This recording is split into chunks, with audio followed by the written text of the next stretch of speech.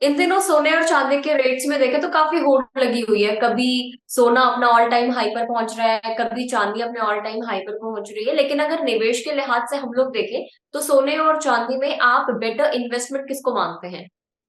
दोनों ही asset class अपनी जगह बेहतर है। और अभी अगर हम रिसेंटली बात करें तो यहाँ पे सिल्वर का जो आउट परफॉर्मेंस है सोने से वो थोड़ा ज़्यादा होता हुआ नजर आया है। बीइंग यहाँ पे इन्वेस्टमेंट के साथ साथ हम देखें तो जो इंडस्ट्रियल डिमांड है वो भी बेहतर होती हुई नजर आई है, चाहे वो इलेक्ट्रॉनिक व्हीकल इंडस्ट्री हो, ऑटोमोबाइल हो, या आईटी में काफ़ी सारे जो एप्लीकेशंस है वहाँ पे भी इसकी जो यूसेज है वो बढ़ती हुई नजर आई है। तो उसको देखते हुए अभी अगर हम अगले 1 से 2 साल की बात करें तो सोने के बजाय यहाँ पे चांदी में आउट परफॉर्मेंस ज्यादा देखने को मिलेगी। और जो प्रीवियस हाई चांदी में इंटरनेशनल मार्केट में लगभग $50 के आसपास के थे, वो अगले 2-3 सालों में फिर एक बार उन लेवल तक पहुंचती हुई नजर आएगी। तो अगर हम आउट परफॉर्मेंस के हिसाब से बात करें तो सोने के मुकाबले चांदी यहाँ पे आने वाले 2 से 3 साल में बेहतर रिटर्न्स देती हुई नजर आएगी। तो सर आप क्या मानते हैं कि चांदी में निवेश कब करें? क्या ये आप सही वक्त मान रहे हैं चांदी में निवेश करने के लिए? बिल्कुल, मैं यहाँ लगातार कहता आया हूँ कि सोने और चांदी में निवेश का हर समय जो है वो एक अच्छा समय होता है, और आप कभी भी राइट। निवेश की शुरुआत कर सकते हैं। एसआईपी मोड यहाँ पे जो लंबी अवधि के निवेशक हैं वो सिप मोड में निवेश करें, और निवेश की शुरुआत यहाँ आज से भी की जा सकती है, उसमें कोई बुराई नहीं है। क्योंकि अगर आप सिप मोड में निवेश करते हैं तो नीचे भी कभी अगर भाव आते हैं तो आपको एक एवरेजिंग का मौका मिल जाता है। लेकिन लंबी अवधि में दोनों ही असेट क्लास, चाहे वो सोना हो या चांदी हो, उन्होंने बेहतर पॉजिटिव रिटर्न्स दिए हैं। और जिस तरह से यहाँ पे फंडामेंटल शेप अप हो रहे हैं, हमारा मानना है कि चांदी में यहाँ आगे अच्छे बढ़त की संभावनाएं नजर आती है। तो अभी आज से भी यहाँ शुरुआत की जा सकती है। एसआईपी मोड में करें, कोई गिरावट आए तो वहां पे और ऐड करें।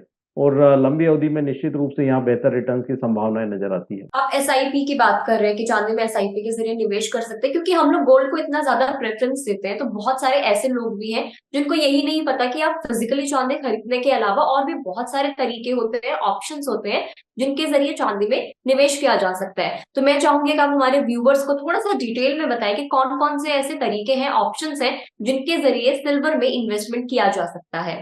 सबसे जो प्रचलित तरीका पुराने समय से चला आ रहा है वो फिजिकल सिल्वर का है। हम जाते हैं सराफा बाजार में और फिजिकल में चांदी खरीद लेते हैं। लेकिन अगर हम देखें तो वो यहाँ पे सिक्योरिटी के साथ साथ उसको होल्ड करने में भी काफी दिक्कतें आती है।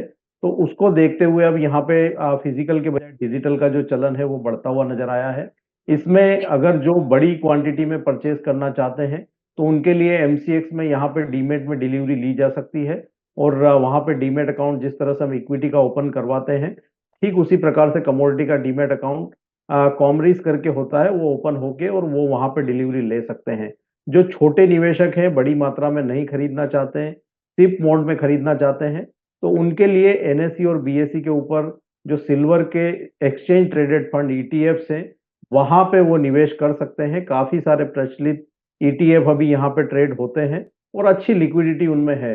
और यहाँ पे जो निवेश की शुरुआत है वो काफी छोटी मात्रा में की जा सकती है, क्योंकि 1 केजी का एक छोटा हिस्सा, 1 ग्राम हम कह सकते हैं, उतनी मात्रा में यहाँ पे निवेश की शुरुआत की जा सकती है। तो लगभग ₹85 के मिनिमम इन्वेस्टमेंट से आप निवेश की शुरुआत कर सकते हैं। साथ ही यहाँ पे सिल्वर के म्यूचुअल फंड्स भी है, तो आप वहां पे भी जो है एसआईपी के रूप में देख सकते हैं।